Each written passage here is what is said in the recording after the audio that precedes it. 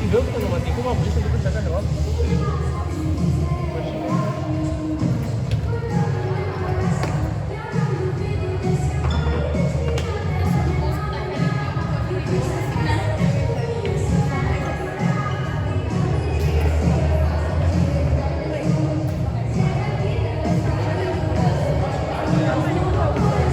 Eu vou dar um blackout aqui, tá?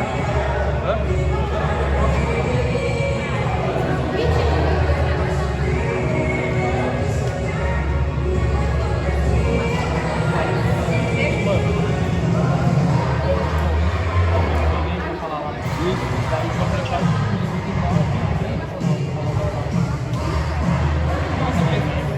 Só de novo. E aí ligar no cabo desligado. Isso aqui, ó. Exato.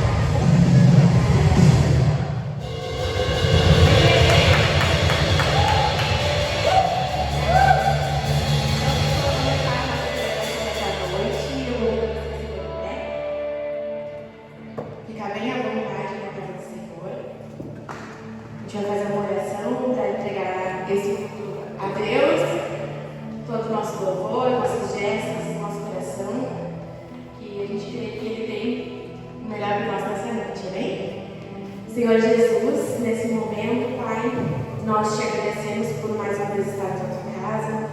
Nós já te agradecemos, Espírito Santo, pela tua presença no nosso meio. Senhor, recebe o nosso louvor, a nossa adoração nessa noite. Usa, Senhor Jesus, para cada um de nós aqui. Senhor Jesus, nós te pedimos que o Senhor se faça presente, transformando os corações, as nossas mentes, Jesus. Nós te entregamos todo o nosso ser, todo o nosso coração, Jesus, para o teu querer. Em nome de Jesus, amém.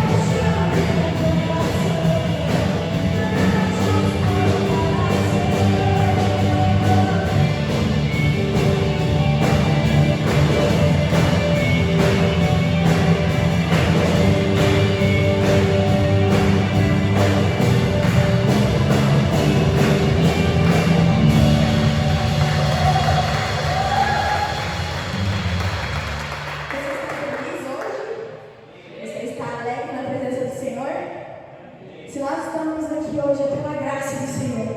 É pela graça que é derramada todo dia sobre nós. É pela presença dele que está todo dia com nós. Ele vai te convidar a cantar essa com a gente.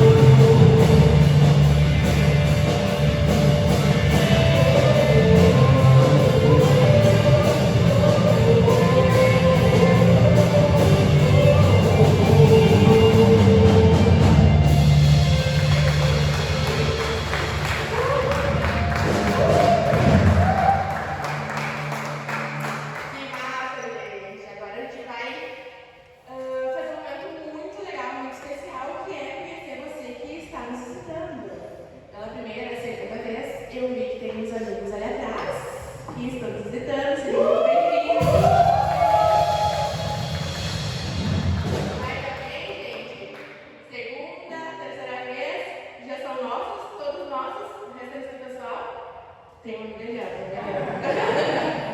Seja bem-vindo, amigo.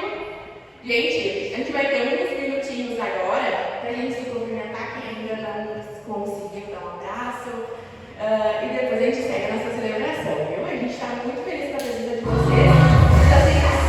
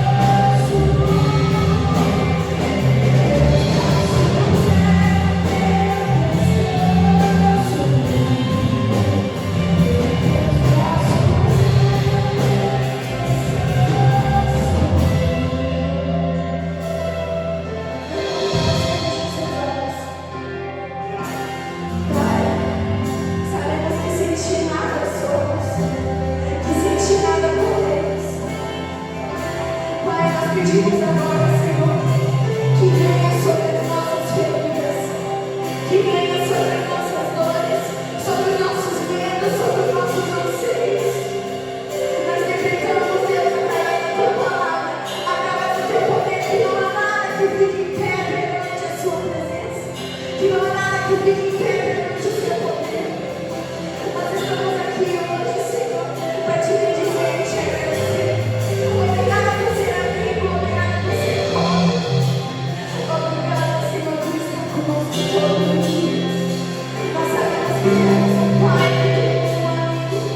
Obrigada por estar com a gente todos os dias. Te agradecemos, Senhor, pela tua bondade, pela tua misericórdia e pelo teu amor que se renova todos os dias.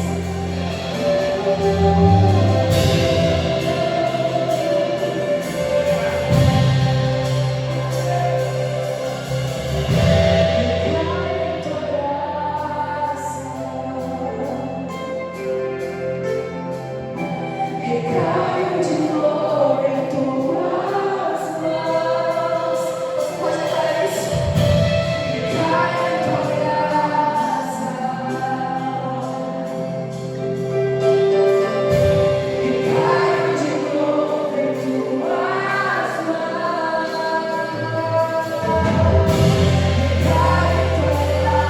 graça. Recaio de novo em tuas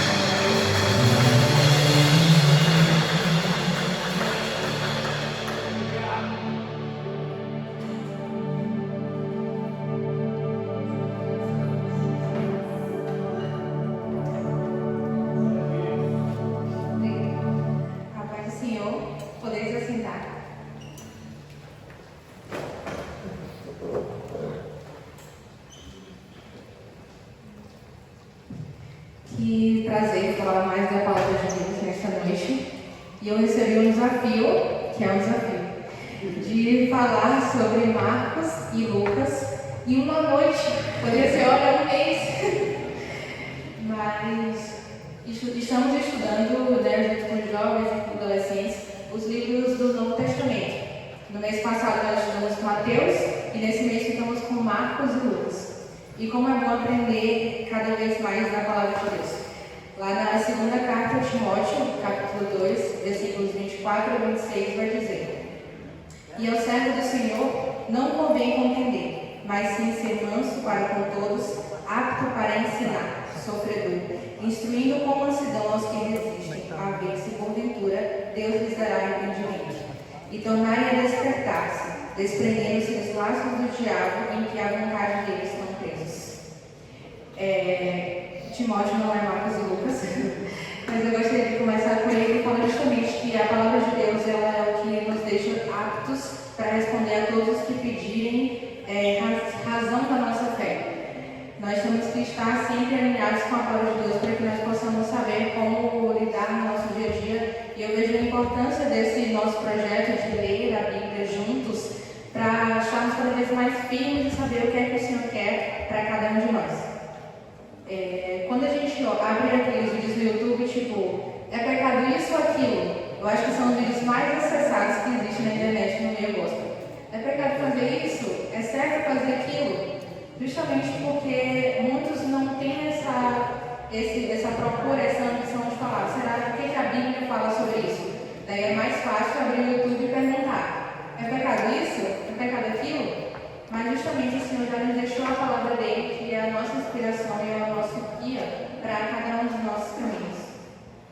Nesta noite eu queria falar com vocês sobre dois personagens da Bíblia, que agora entrando, Marcos e Lucas. Foi muito interessante essa última canção que eles cantaram agora, que fala sobre confiar a vida no Senhor, que Ele é o nosso fundamento, e sobre entregar realmente a nossa vida ao Senhor. E Marcos e Lucas foram dois exemplos de pessoas que pediram para conhecer mais o Senhor. E por que falando sobre isso? Nós estamos estudando esses evangelhos e eles são chamados de sinóticos, que significa ter a mesma visão. Ou seja, Mateus, Marcos e Lucas foram três pessoas diferentes que escreveram sobre a vida de Jesus e têm um enredo bem parecido. E aí eu vou começar de trás para frente. Vou começar de Lucas. Quando ontem a gente estava falando um pouquinho lá na reunião da gente, todo mundo fala, eu amo o livro de Lucas porque ele tem tantos detalhes e tudo mais, então vamos começar pelo queridinho de todo mundo. Lucas, ele não era judeu. E os judeus, eles cultivam muito a sua própria cultura, a sua própria literatura, ouvir a sua própria música. Então, chegou Lucas e ele não era judeu, não era circuncidado assim como os outros, ou seja, não seguia aquele costume, e ele escreve um livro da Bíblia e fala sobre Jesus e as pessoas vão ler. Daí a Bíblia já começa quebrando um paradigma aqui para eles, é uma coisa impensável eles estarem lendo uma literatura que não fazia parte do povo deles. E Lucas, ele foi o único gentil, né, que era como era chamado, aqueles que não eram judeus, o único gentil a escrever um livro na Bíblia. Que privilégio. Lá em Colossenses 4,14, Paulo vai dizer um pouquinho quem é ele, e vai dizer que Lucas, ele era médico, e assim que a gente sabe quem é Lucas. Lucas era médico. E ele acompanhou Paulo em muitos momentos. Toda a literatura de Lucas, ela foi ouvida a partir do que Paulo contava, que ele tinha ouvido dos outros discípulos contando sobre Jesus. Porque Lucas não havia andado com Jesus, ele não era um discípulo de Jesus.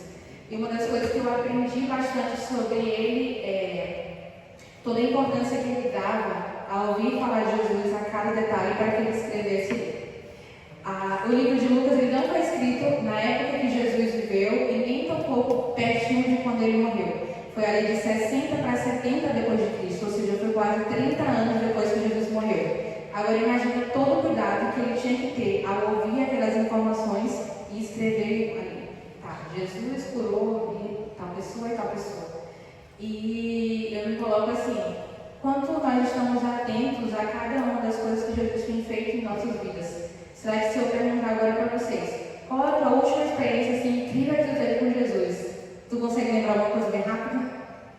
Muitas vezes nós realmente temos muitas experiências com Deus, mas aquilo a gente deixa passar despercebido, e quando alguém pergunta, fala alguma coisa assim, íntima sua com Jesus, a gente fica, eu não sei, deixa eu pensar aqui agora, o que eu consigo lembrar. Mas Lucas, ele justamente estava ali sempre acompanhando Paulo em toda a sua vida, e lá em outra carta de Paulo ele vai citar que Lucas esteve com ele até perto da sua morte. Lucas não ficava longe de Paulo e sempre estava ali com ele evangelizando e participando das suas viagens. Ele escreveu esse livro, não foi para a gente, ele escreveu esse livro para alguém que se chamava Teófilo, mas aí existem várias especulações de quem seria Teófilo, porque Teófilo literalmente significa amigo de Deus, e é um nome que não era judeu, era um nome gentil. Então ele perguntava, quem é esse tal de Teófilo? Ele fala, excelentíssimo Teófilo. Então aí umas explanações que talvez ele pode ter sido alguém que era muito importante na corte romana, e ele colocou esse pseudônimo, tipo, vamos chamar de amigo de Deus para que não saiba que eu estou enviando essa carta para ele, ou pode ser para todos aqueles que amam a Deus e que eram gentis. Lá no livro de Lucas ele vai justamente ter muitas expressões que falam sobre, falam menos sobre os costumes hebreus do que Mateus, que vem trazendo com muitas expressões. Lucas ele traz bem menos, até a quantidade de horas, ele não vai usar hora nona, ele vai usar especificamente como chamava para os gentios, ou seja, o povo de Roma, mais especificamente. E uma das coisas em que mostra Jesus no livro de Lucas é Jesus como o Filho do Homem, aquele que veio buscar e salvar o perdido. Lá em Lucas 19, 9 e 10, ele vai falar justamente isso. Ele vai se encontrar com um homem que era pecador e vai falar, hoje veio salvação nesta casa, porque também este é o filho de Abraão. Porque o Senhor veio para buscar e salvar aquele que estava perdido. E o Evangelho de Lucas, ele vai trazer justamente essa mensagem de Jesus que veio para todo aquele que sofria, para todo aquele que precisava de uma redenção, precisava de uma cura, precisava de um perdão de Deus. E muito diferente do que hoje em dia se fala, e é uma coisa que nós devemos ter todo cuidado. Se nós formos hoje em dia, frequentamos faculdades, trabalho, e o que é que geralmente se diz? Porque a Bíblia é um livro que é preconceituoso, porque a Bíblia não respeita todas as pessoas. Mas o livro de Lucas, ele justamente vai trazer como Jesus ele andava e amava todos aqueles que eram considerados marginalizados na época. O livro de Lucas ele tem uma infinidade de exemplos de Jesus andando com os publicanos, que eram pessoas odiadas pelo seu povo, Jesus andando sendo bem aceito pelas mulheres, dando voz às mulheres, que eram pessoas que não eram contadas. Pode ver nos escritos antigos vai falar, não sei quantos homens, exceto mulheres e crianças. E lá em Lucas ele vai trazer Jesus trazendo voz para as mulheres, dizendo, vinde a minhas criancinhas, porque delas é o reino dos céus. Então, isso é como se fosse um alerta para a gente de termos cuidado ao ouvirmos expressões como essa, em que nós não devemos acreditar nisso que as pessoas dizem, mas realmente saber que Deus é um Deus de amor, e Jesus veio para todo aquele que se encontra perdido e para todo aquele que o procura. E essa é uma das ênfases do Evangelho de Lucas. Jesus, o Filho do Homem, que veio buscar e salvar, que traz a salvação a toda aquele. Essa é uma grande preciosidade que eu consegui encontrar ali.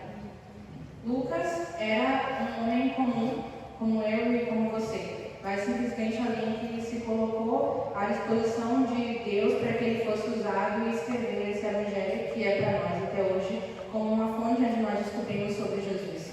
Ele não se apartava de Paulo, e Paulo passou por tudo, naufrágio, picada de cobra, ele foi açoitado, foi quase apedrejado. E Lucas ele não se apartava de Paulo, justamente porque é ali onde ele conseguia receber informações sobre Jesus e ver ele como uma fonte de vida. Hoje nós temos tanta facilidade em ter a Bíblia nas nossas mãos, e muitas vezes nós não damos aquele devido valor para ouvir de Jesus, ouvir as palavras dele, tudo aquilo que ele tem para nos ensinar.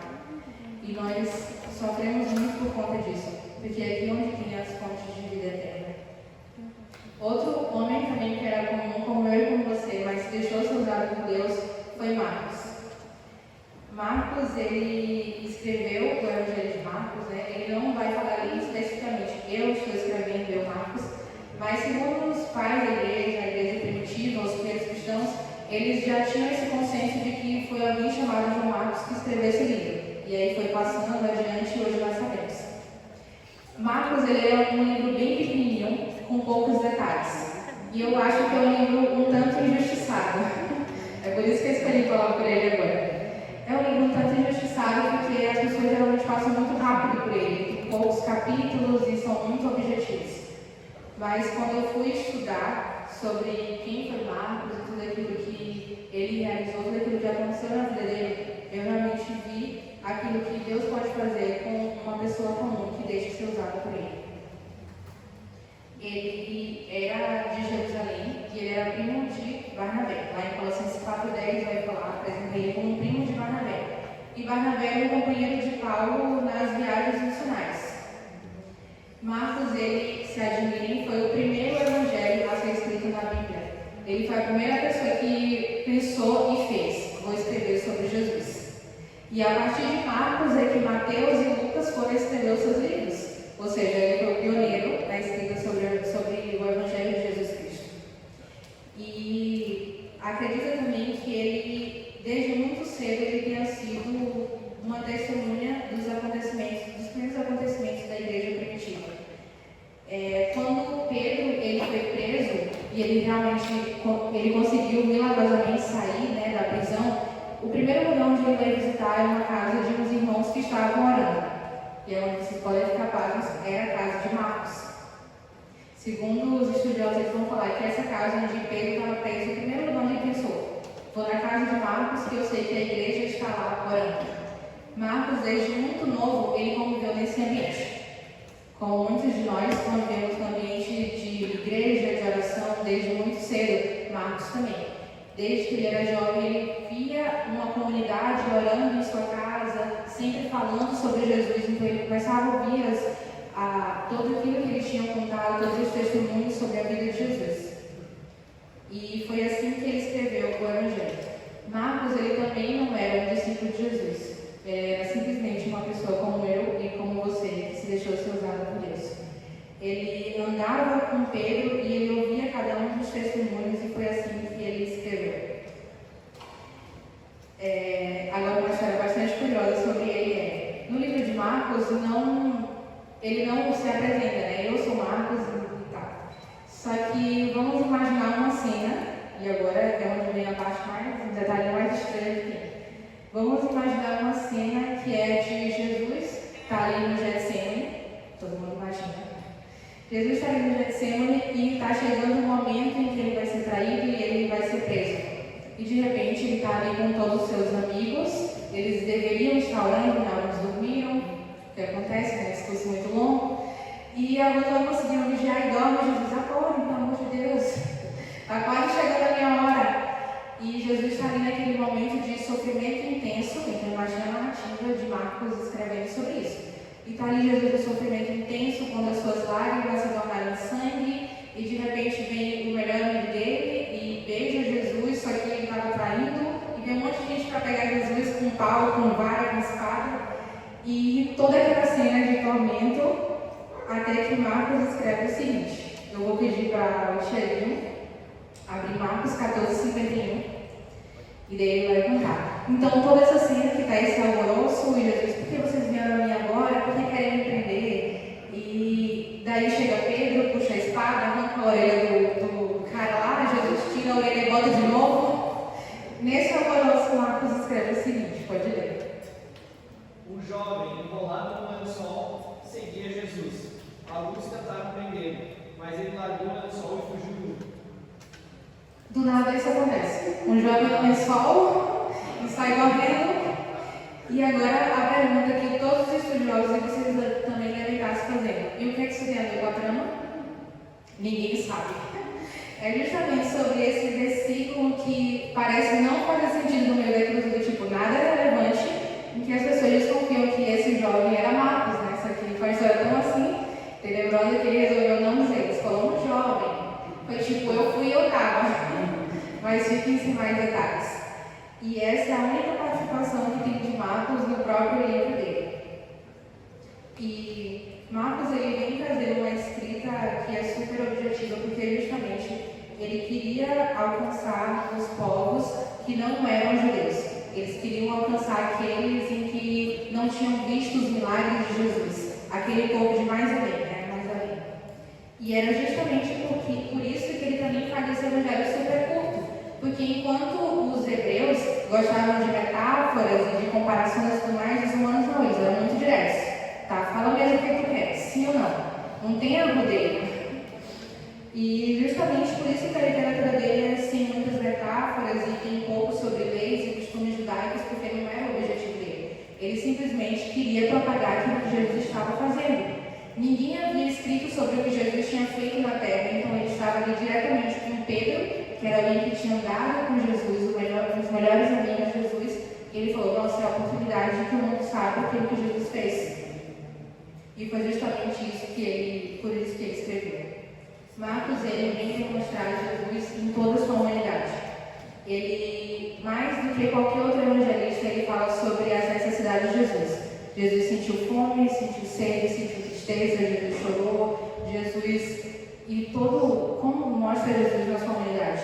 Mesmo ele sendo Deus, ele passou pelas mesmas coisas que nós passamos. E ele destaca Jesus como um servo sofredor. Mas por que eu escolhi falar de Marcos por último? Tem um acontecimento na vida de Marcos que talvez você possa dizer: olha, me parece familiar. Quando Marcos ele decidiu sair junto com seu primo Barnabé, em uma das viagens de Paulo, uma das viagens missionárias, eles foram juntos e começaram a pregar de Jesus, falar de Jesus em vários lugares. Mas chegou um certo momento em que as coisas começaram a ficar muito difíceis. E daí Marcos, talvez você se identifique, talvez não identifique, Marcos disse: está muito difícil, eu vou voltar para casa. E ele simplesmente largou o primo e o Paulo e disse: vou para casa, e foi embora. E voltou para casa, seguiu a sua vida normalmente, e Paulo também completou a sua primeira viagem missionária, voltou para casa, e um dia Paulo fala: vou fazer a segunda viagem missionária. E daí quem aparece querendo ir? Marcos. Marcos fala: deixa eu ir. Só que Paulo tinha ficado muito revoltado porque Marcos desistiu. E daí que começa o alvoroço, porque Marcos fala: não, você não vai comigo. Para fugir de novo. E daí Barnabé fala: deixa ele ir. Começa aquela confusão. Deixa ele ir com a gente e tal. E Paulo fala: ele não vai comigo. Eu sei que o alvoroço é tão grande que levou a separação de Paulo e Barnabé. Imagina essa acontece. E é por isso que eu falo que o Evangelho, as pessoas que estão aqui, eles eram feitos de pessoas como eu e como você. Eles passavam pelas mesmas fraquezas e dificuldades, infelicidades e tristezas que nós. Neste momento, Paulo simplesmente disse: eu não vou levar, e é sobre isso. E Barnabé fala: então vamos nos separar. Daí Paulo segue com Silas para a viagem e Barnabé vai com Paulo. E você pode estar pensando: Barnabé quis ir com Marcos porque era primo dele e tal, não queria deixar sozinho, ficar de mal com a família. Mas não era bem isso. Barnabé era chamado de filho da consolação. Vocês lembram de quem era Paulo no passado? Ele era alguém que perseguia os cristãos e levava eles à morte. Quando Paulo aceitou Jesus e disse: eu quero falar sobre esse homem que me salvou, esse homem que trouxe a vida eterna, que me deu uma nova missão de vida, ninguém queria ouvir Paulo. Imagina, gente, tem uma pessoa que mata quem é cristão, tu vai levar ele para uma conferência na sua igreja? Ele disse que se converteu. Não, aí todo mundo fala: é um lobo vestido de pele de ovelha. Ninguém queria ouvir Paulo, ninguém queria aceitar que ele realmente tinha se convertido, que ele realmente agora era cristão, que ele queria fazer coisas boas. Mas teve uma pessoa que disse: eu vou andar com ele. Quem foi? Barnabé. Barnabé era um grande discipulador. Quando ninguém mais queria andar com Paulo, ele disse: eu vou andar contigo, vou te levar nas igrejas, te apresentar. E foi assim que Paulo iniciou o seu ministério. E mais uma vez ele se encontra diante de alguém que queria desistir, agora já queria voltar para fazer o serviço do Senhor. E Paulo, acho que talvez tenha esquecido também da sua história, e ele fala: não vou. Mas Barnabé se lembra do que um discípulo de Jesus ele realmente deve fazer. E ele leva Marcos na sua jornada e eles pregam o Evangelho. Assim como Jesus, que disse que Deus tinha confiado os discípulos dele e não deixou que ninguém se perdesse, Barnabé também tinha uma missão, assim como eu e como você, de levar o Evangelho de Jesus àqueles que também estavam perto da gente, que precisavam de talvez um empurrão, de uma ajuda. Quantos de vocês não conseguem se lembrar de pessoas que já sentaram nas cadeiras do lado de onde vocês estão e que hoje não estão mais aqui? E talvez as pessoas podem ter ficado abandonadas pelo caminho. Talvez elas tenham sido como Marcos. Mas será se nós formos como Barnabé com essas pessoas? Será se nós formos atrás delas e dizemos, não, vamos voltar, não, eu te ajudo, vamos caminhar juntos? E Barnabé é simplesmente uma pessoa como eu e como você, que se deixou ser usada por Deus. Quem você conhece que já esteve ao seu lado e que hoje em dia não está mais? Por um lado, temos Barnabé como uma missão que nós também temos que ter de andar com os nossos amigos, de querer cada vez mais levá-los para perto de Deus.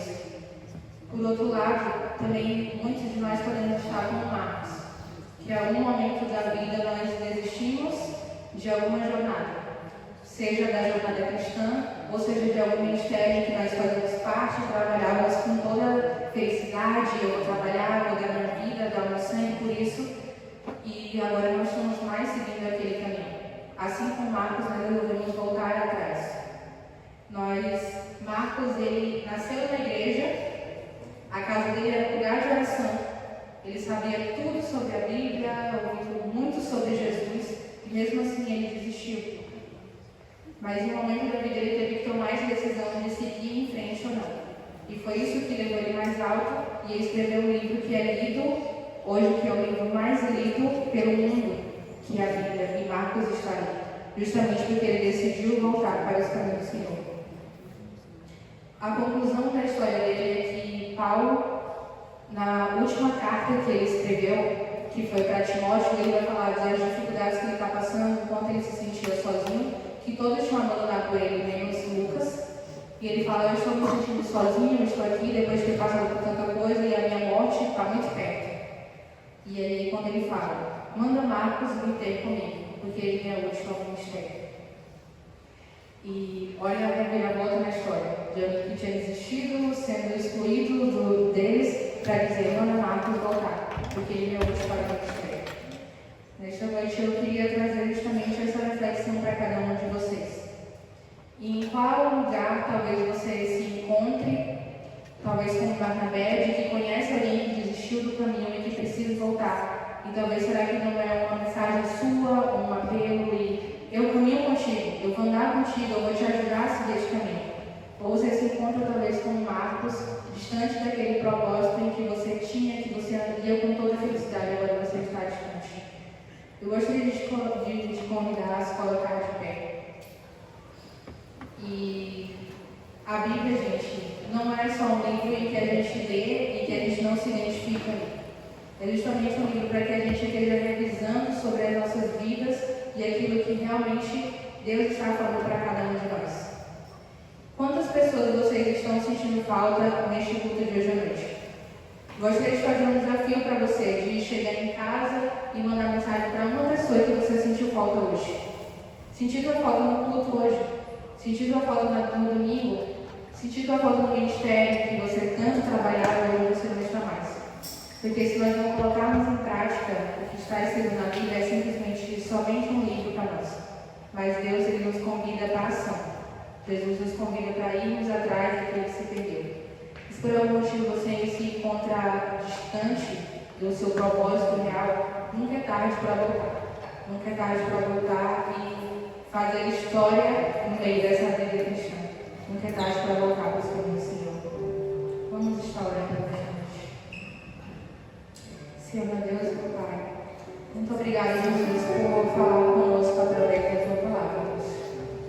Neste momento, na minha mente, Deus, me vem tantas pessoas em que não estão mais na caminhada, Deus, não estão mais nessa caminhada que o Senhor uma vez nos chamou, e que eles estão prontamente a atender o Evangelho, a fazer aquilo que o Senhor queria para cada um deles.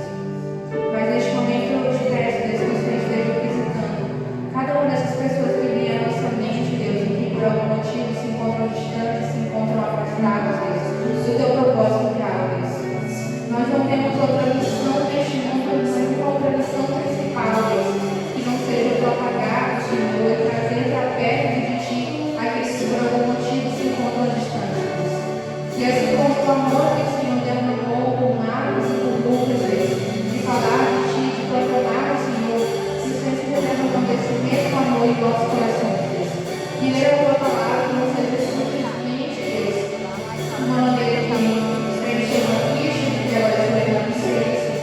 que nos convoque para ações, que nos convoque para fazer aquilo que o Senhor chamou cada um de nós. É por amor de Deus, que alguém aqui nesta noite que se encontra com Marcos, que por algum motivo abandonou a jornada do Senhor, abandonou o ministério, abandonou aquilo que o Senhor convocou para fazer. Que o Senhor esteja falando novamente ao seu coração, Deus. Que o Senhor esteja fazendo com que ele volte às suas primeiras obras, Deus. Porque ele volte, Deus, a perseverar naquilo que o Senhor já chamou o seu coração, Deus.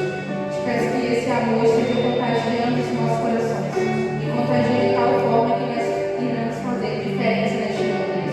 Não deixe que sejamos meramente pessoas que vão passar a vida e não ser lembradas como alguém que fez diferença no teu reino, Deus. Mas como alguém que o Senhor pode confiar pessoas em nossas mãos e nós estaremos apresentando essas pessoas diante do altar, sempre na tua presença, Deus. Nos faz buscar as coisas celestiais em vez das coisas terrenas, Deus. Nos faz dar valor, Deus, para a tua palavra e para aquilo que o Senhor tem para cada um de nós, Deus. E esse que eu te peço, que eu te agradeço nesta noite. Em nome de Jesus. Amém. Digno dessa canção, só tu és Senhor. Digno do meu louvor, só tu és Senhor. Digno da minha vida, tu és Senhor.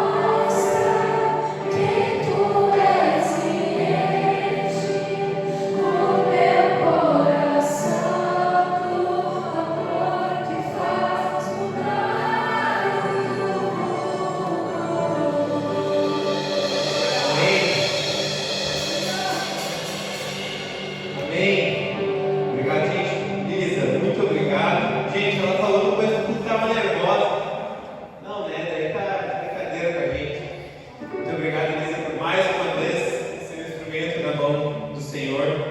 Gente, agora chegou o nosso